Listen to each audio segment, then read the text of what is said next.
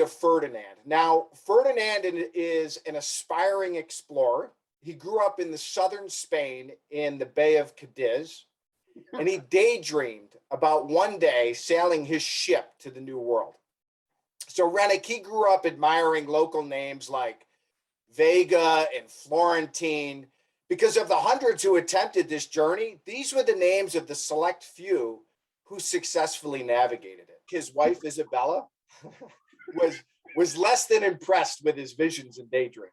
But when he was 26 years of age, she finally relented to his lifelong dream and agreed to use much of their collective savings to finance construction of the ship and its voyage to the New World. And he was referred to a woman named Diego Montserrat.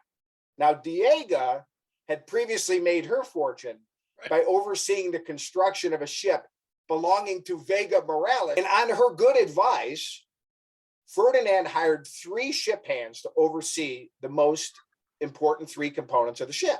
Okay.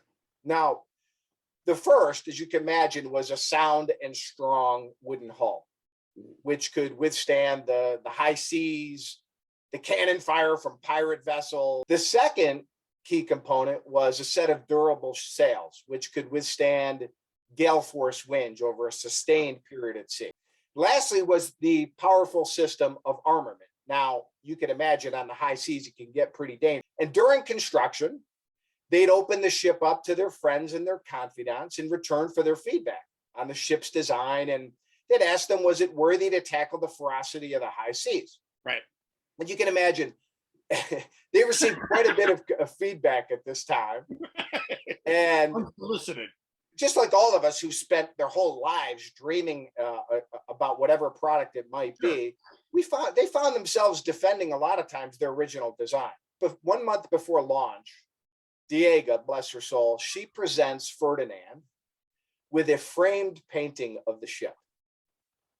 And at the bottom of the canvas, Renick, the 2 words, "Our Grace," were emblazoned to signify the collective accomplishments of the team.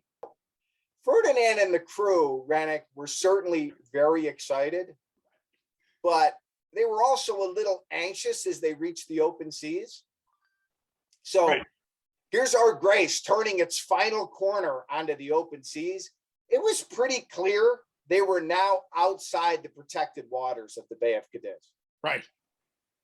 And the swells of the sea start smashing into Our Grace. And here you have Ferdinand.